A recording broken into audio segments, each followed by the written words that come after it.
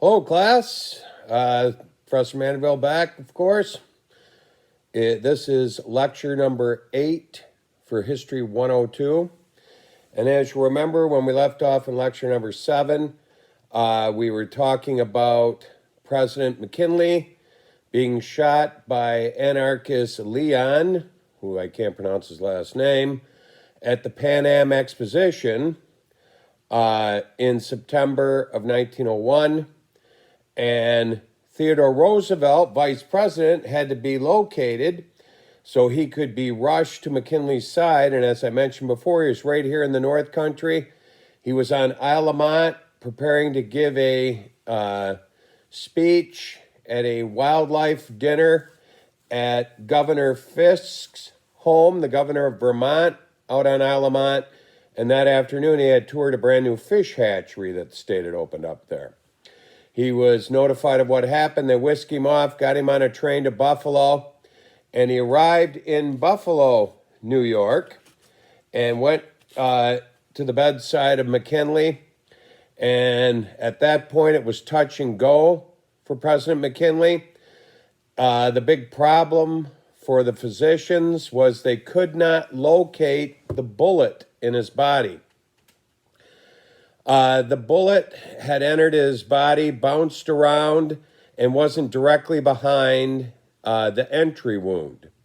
So they had to make a big decision as to how to proceed medically, because ironically enough, at this point in history, in 1901, there were X-ray machines, but they were revolutionary and brand new.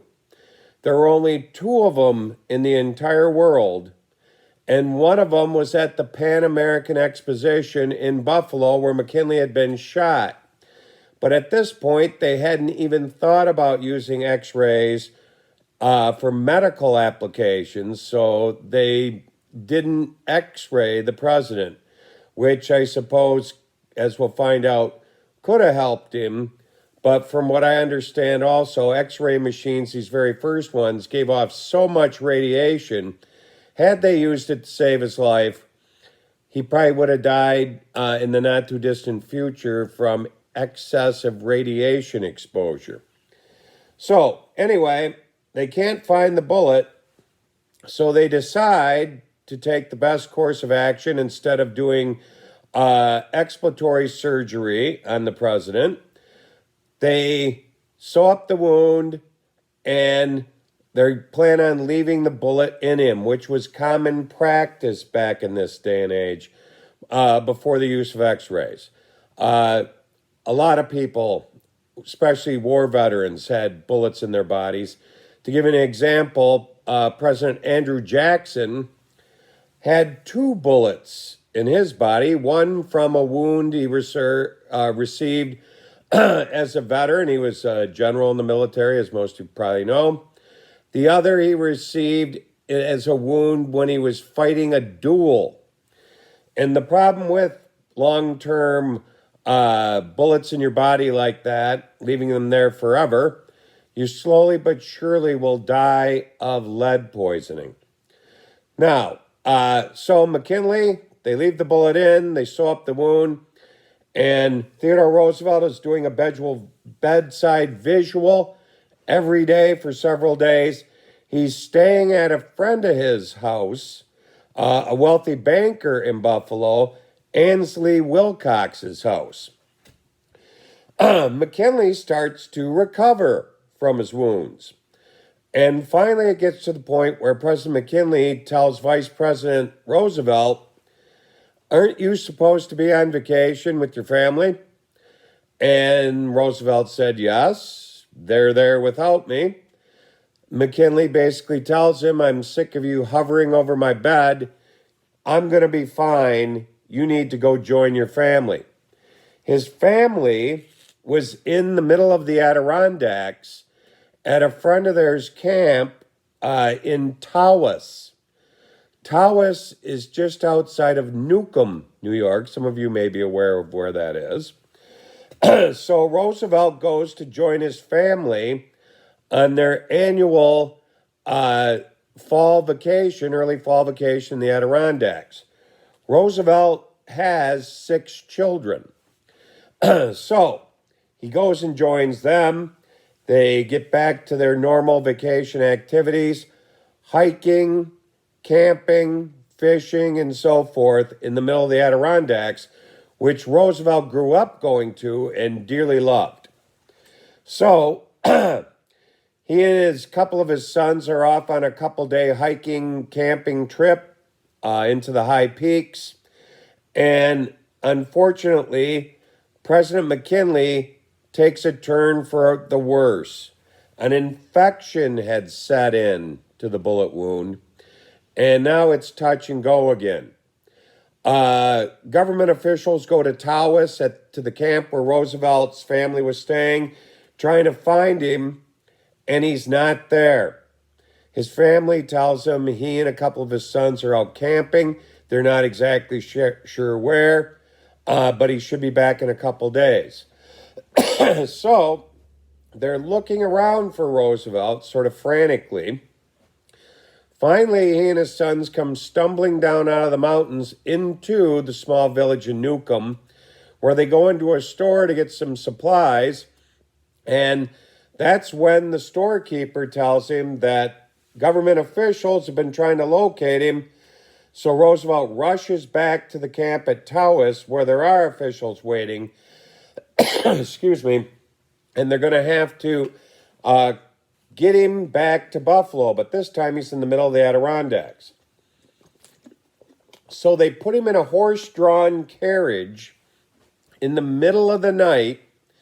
It's raining, and I don't know if you've ever driven a car from Newcomb to North Creek, New York, where the nearest train station was, but it's a pretty hair-raising ride in the dark in the rain in a car today. You can imagine what it was like in this horse-drawn wagon.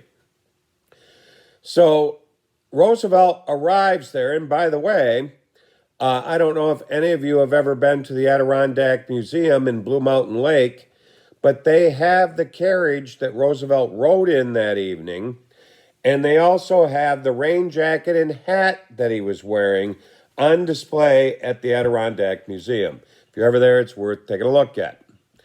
So they arrive in North Creek at the railroad station. They get Roosevelt on this special chartered train waiting for him to whisk him off to Buffalo. While on the train, they tell Theodore Roosevelt the unfortunate news. It's too late. President McKinley has passed away from his gunshot wound inflicted to him at the Pan Am Expo. So, the very next day, Theodore Roosevelt will have a small inauguration ceremony swearing him in as president in the library of his friend's house, Ansley Wilcox, in downtown Buffalo. And on September 14th, 1901, Theodore Roosevelt will become president of the United States. Now, if you are ever in Buffalo, that place today, the Wilcox House, with a museum built onto the side of it, is a national park, the Theodore Roosevelt inauguration site. It's a pretty neat place to visit. You can go and step into the library, and they have it restored just the way it was the day Roosevelt was sworn in. And the accompanying museum keys in on the Pan American Exposition that McKinley was there to visit. It's right downtown Buffalo, and in fact, it's near another very historic site. It's about 3.5 blocks from the famous Anchor Bar in Buffalo, New York. Many of you may be aware that at the Anchor Bar, that is the place where the buffalo wing was invented. And it's quite the place today to visit. Celebrities from all over the world, world leaders and so forth. There's pictures plastered all over the walls of these dignitaries visiting the Anchor Bar to dine on buffalo wings at the place of their origin. So if you're ever in Buffalo, it makes a good afternoon. I know myself and my daughters did this once. Tour the Roosevelt inauguration site in the morning, then walk 3.5 blocks and have lunch at the Anchor Bar, in visiting 2 historic sites, basically, in one shot. Now, Roosevelt's president. And remember the words of Mark Hanna at the Republican National Convention in 1900. They've come true. Now that damn wild-eyed cowboy is president of the United States. And it's going to be a very different country under his leadership. But first of all, I want to tell you a little bit about Roosevelt's life. I know quite a bit about Theodore Roosevelt because he is one of my personal heroes. He's my favorite president, and I have a great deal of respect for this man. He was born on October 27th, 1858, in Manhattan.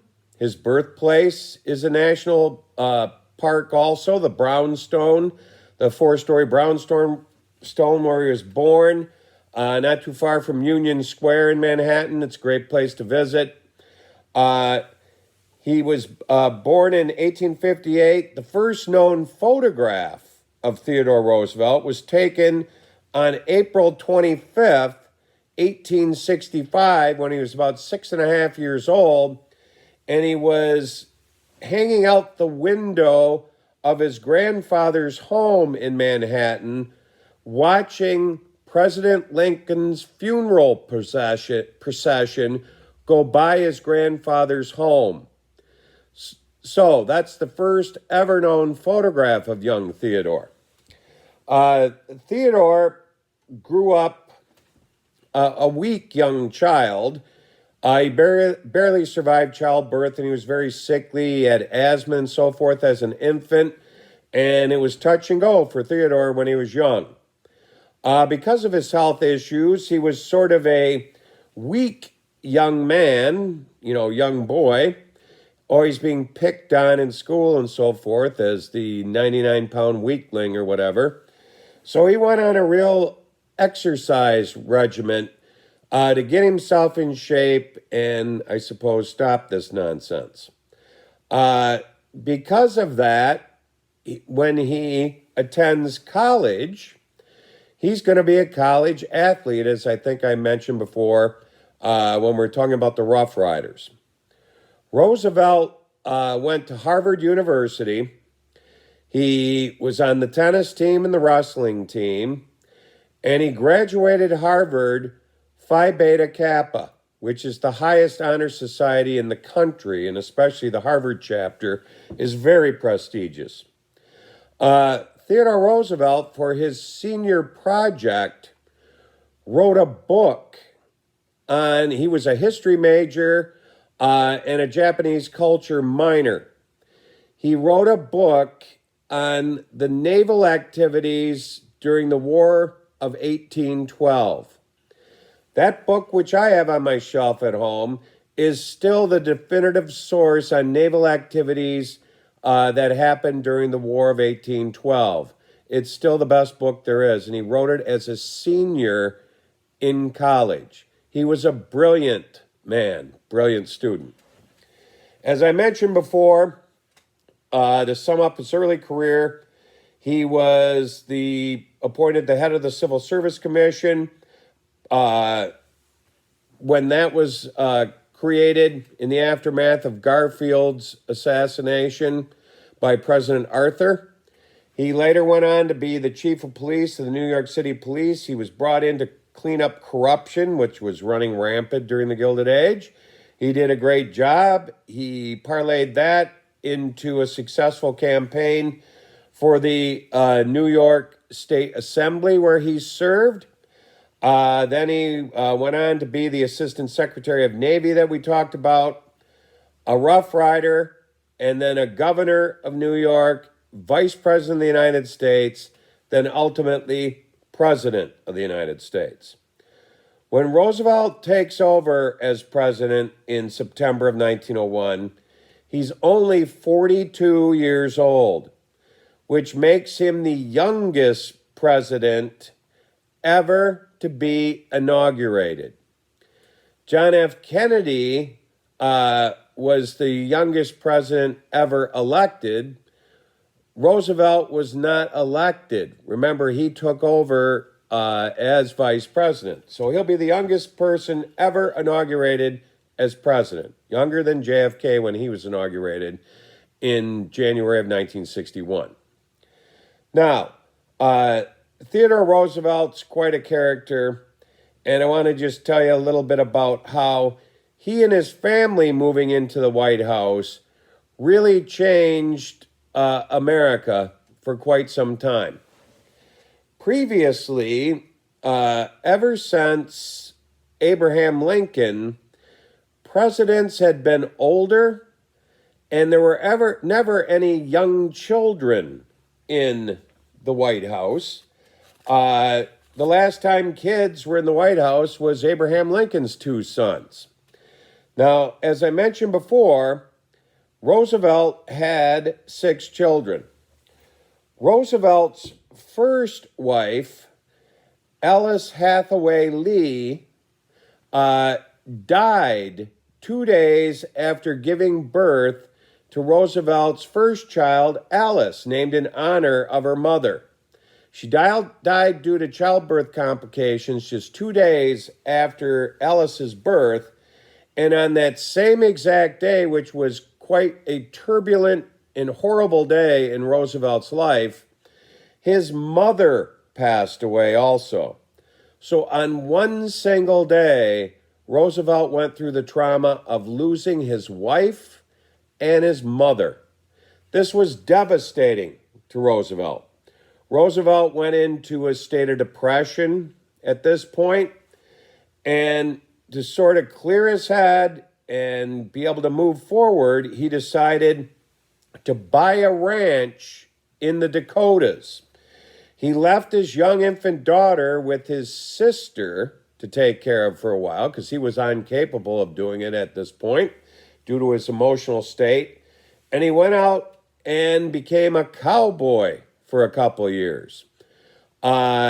This really helped him get his life back together. He made many friends, many of which who became some of the Rough Riders. And this was a unique chapter in Roosevelt's life. I guess that's why he's the damn wild-eyed cowboy, I suppose. So, Roosevelt and his second wife bring 6 children into the White House, and this created a whole new scenario for America. And Americans fell in love with the Roosevelt family, especially because of the antics of these children. Theodore Roosevelt's kids were known for, doing children's stunts. His youngest son, Quentin Roosevelt, was quite a kid. He was known for throwing snowballs at Secret Service agents, carving a baseball diamond into the White House lawn. And one famous story about the Roosevelt kids involves Roosevelt's later very brave and highly decorated son, Kermit, who served in both World War I and World War II and was very close to Theodore. Kermit came down with the measles, the hard measles back in this, were prevalent back in this day and age, and they had a comeback just last year, as you remember. When you have the hard measles, you're sick for a couple of weeks. I can remember I had them when I was a child. So Kermit is restricted to his bedroom, recovering from the measles, and his 5 brothers and sisters feel sorry for him. So they decide to bring him in the West Wing his favorite pet. Kermit's favorite pet was a pony. These 5 kids sneaked this pony into the White House, into the West Wing, and into Kermit's bedroom. And some of the White House staff discovers it. And then all hell breaks loose. the pony escapes. It's running up and down the halls of the White House, unfortunately, running into pieces of furniture and breaking and whatnot until they finally capture it and get it out of the White House. When Americans read about that story in newspapers, they loved it. It made them feel like they were in the White House.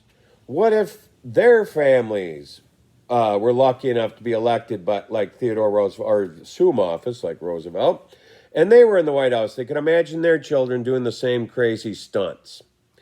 Another thing that Theodore Roosevelt used to do on a weekly basis, going back to his athletic days in college, he used to have wrestling matches in the East Room of the White House. The East Room, if you've ever toured the White House, is a large room where typically they have state dinners when like a visiting president, the president of France or somebody comes to visit the White House and they have a dinner in their honor. That's where the dinner would be held. It's a room large enough that Amy Carter, Jimmy Carter's daughter, had her senior prom there. So Roosevelt had these special wrestling mats made for the East Room. He had this small bleachers constructed that were collapsible. And that's where his 6 children would sit and cheer him on as he'd take on some of his old college wrestling foes who would come and visit the White House on Friday nights, much to the joy of his children, his cheering section. So these are the kind of things that the Roosevelt family brought to the White House, that some of which had never happened before, and I'd be willing to bet won't happen again. Now, Theodore Roosevelt, being a very young and energetic president, is also out there and present all the time. He's not afraid to hold press conferences and make many speeches.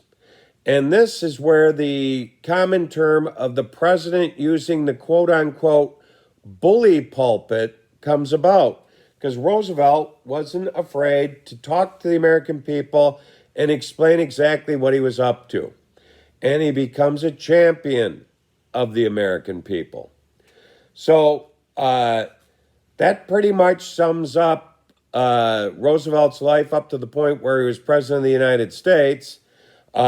Next lecture, I'm going to pick up with what Roosevelt does in his 2 terms as president of the United States. And also this will usher in a brand new era that we're going to be studying, that we'll introduce first, the progressive era. So that's it for this particular lecture. I'll be back with you shortly to talk about the progressive era and Theodore Roosevelt's accomplishments during that early progressive era. Everybody take care. I'll talk to you soon.